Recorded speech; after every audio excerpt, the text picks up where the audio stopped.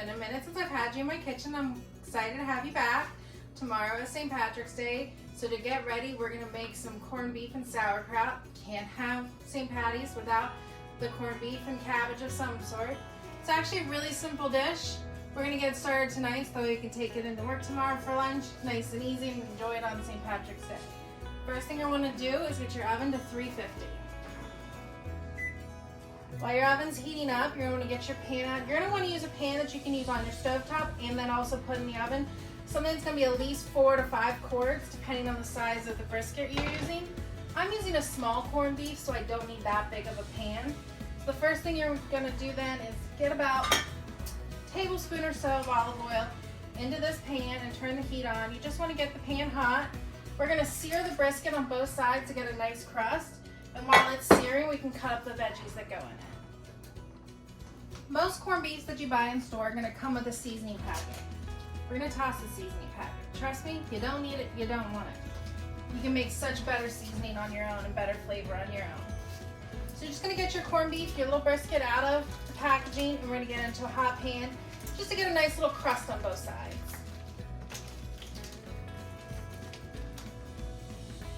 So while that's searing, we want to go ahead and get our veggies cut that we're going to be using.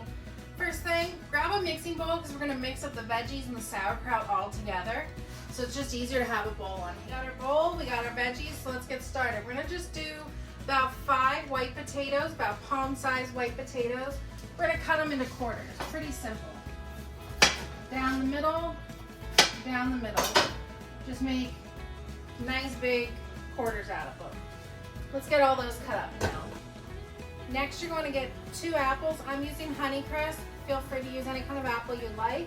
You're going to just do a nice rough chop on the apple. You're going to want kind of thick pieces, but not too tiny either. When your apples are cut up, they should be about this thickness. So nice piece in little chunks. And throw them in with the potatoes.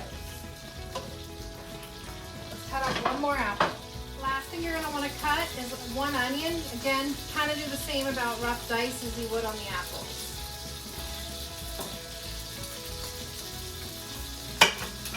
Don't forget while you're dicing your veggies to go ahead and flip your corned beef. You want to get a crust on it, but you don't want to cook it too much. So we're going to go ahead and flip it, get the crust started on the other side. You should have your potatoes and your apples and your onions all diced up in here. Then you're just going to take your package of sauerkraut, however you buy your sauerkraut, just go ahead and mix in. I'm using 2 because I have 2 smaller ones. So you're going to mix in your sauerkraut with those veggies.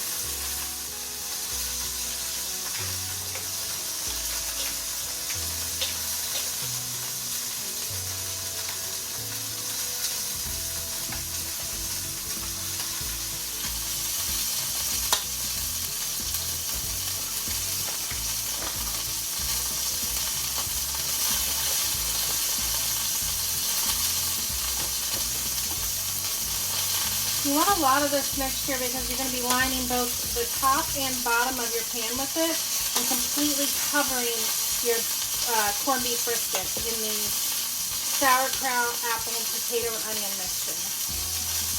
Once that's all mixed up, we want to go ahead and pull our meat off the pan. We don't want to cook it anymore on the pan because it'll get too tough. But it's got a nice sear to it, so that's good.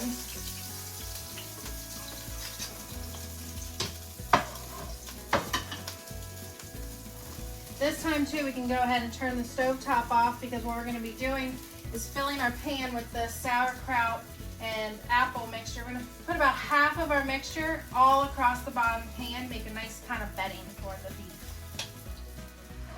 Now that we have a little bedding down, we want to go ahead and put our corned beef, our brisket back on top. Now remember, we threw out our seasoning pack, so we don't want to leave our brisket blank. So what we're going to do first, you're just going to take your basic store-bought yellow mustard and kind of coat the top there in some yellow mustard. Then you want to take a nice sharp ground mustard, stone mustard. You're going to just put that on top of your yellow and just kind of coat that whole brisket into 2 mustards. This is going to mix so well with the caraway seeds that are in the store-bought sauerkraut. As I said, this is an easy fun, delicious way to celebrate St. Patrick's Day.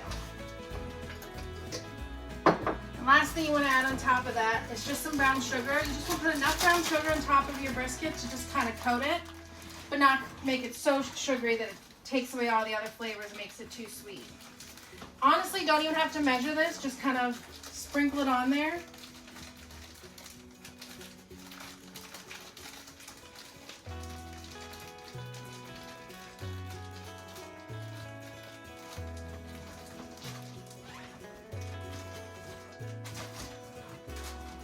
Once you have the two mustards, the yellow mustard and the stone ground mustard, and your brown sugar sprinkled on, take the rest of that potato, onion, and apple and sauerkraut mixture and go ahead and fully cover the brisket. It's going to be a nice full pan, but it'll make for a delicious entree of the meat and the sides. So just get that nice and filled.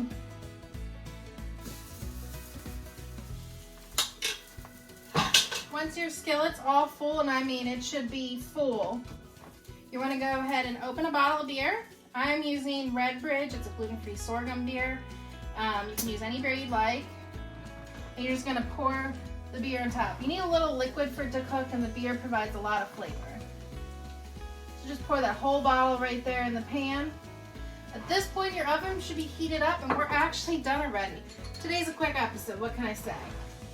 We're just going to go ahead and put the lid on top.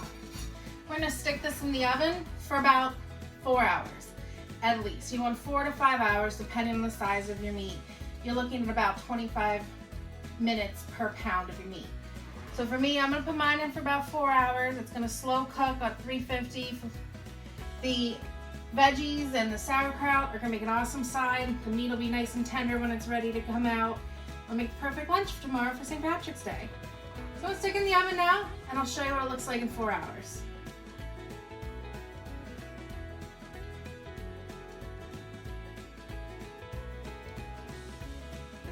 We finally pulled out our corned beef and our sauerkraut.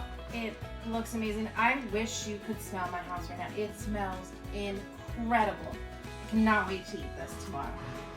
So now all we really have to do is just take the corned beef out and take out the potatoes, onions, apples, the sauerkraut, and just kind of put them in separate containers because we're going to eat this tomorrow as 2 different things. So we're just going to separate it all now.